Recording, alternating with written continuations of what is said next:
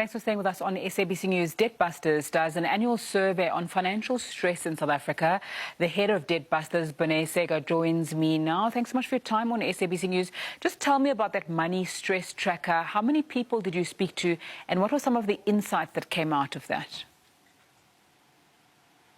Yeah, thank you for having me on the show.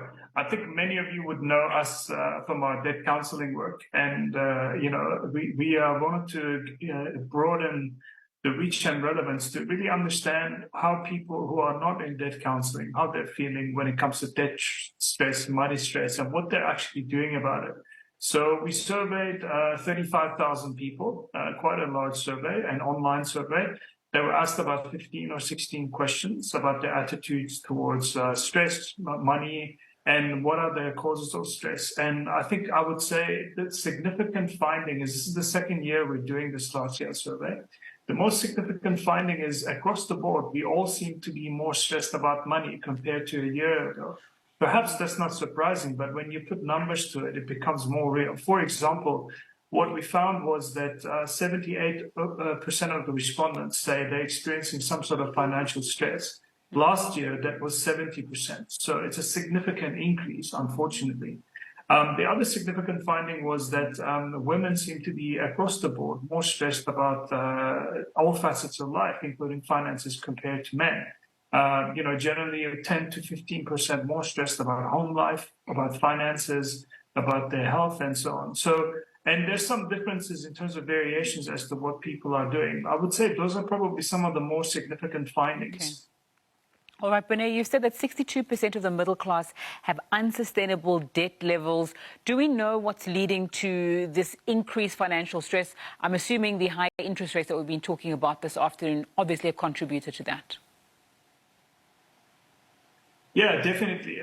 Interest rates, we ask people when it comes to finances, what are your main concerns? What's making you stressed?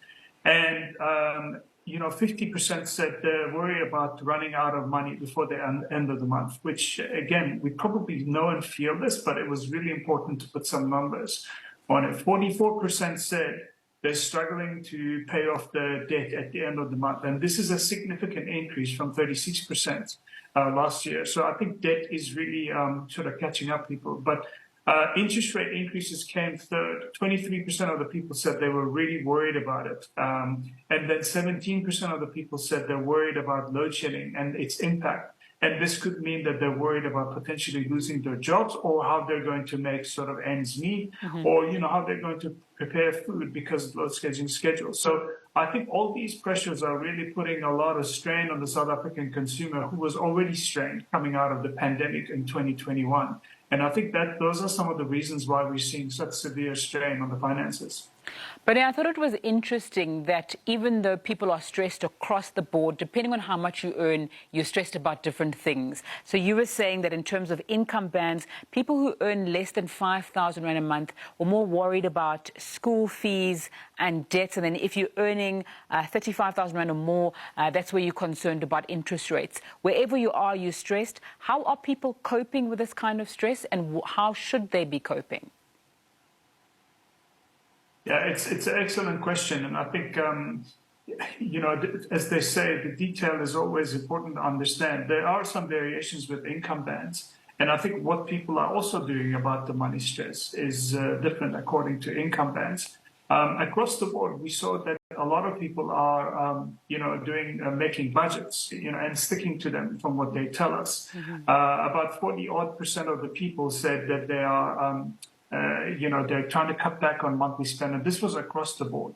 The other interesting finding one was that those with earning lower incomes seem to be in the market for finding a higher paying or better job, which is perhaps not surprising, but as much as 48% of those, taking home 5,000 Rand or less, they're actively looking. And I think it's, of course, up to all of us to encourage these individuals. And I think one of the drawbacks of where we are financially as a country is that so much of our effort and energy is going to things like load shedding and security and logistics and providing for the basics, that we're unable to, as a society, help these individuals actually grow. And it's generally young people who are willing and wanting to grow.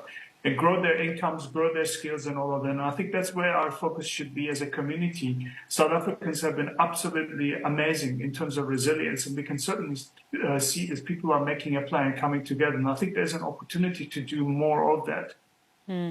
What would you suggest if someone is feeling not like they want to go out and make a plan, but they're just feeling overwhelmed by their financial situation and can't seem to see a way out?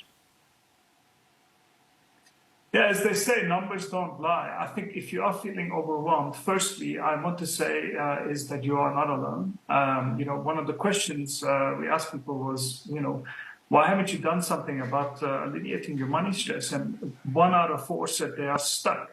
They feel stuck. So you are not alone if you're feeling this way. 1 out of 5 said they don't know who to trust. And 1 out of 5, again, said they're embarrassed to ask for help. So I think all of us react differently to this situation. Some of us take it head on, and that's generally in the minority. We do something about it. But many of us feel either stuck or they're going to run away from the problem, or we actually don't know who to turn to. So I would say start talking about it, start communicating. This was one of the important findings. I think how men and women deal with this money stress differently. Women tend to talk about it more. They share it and they sort of flock together and try to make a plan as a community. And I would urge all of us to do that. It doesn't necessarily mean you're going to get to an outcome, but you can also see this from an age group perspective. As people get older, they talk about their debt and finances more openly, and they feel a bit more relaxed about it.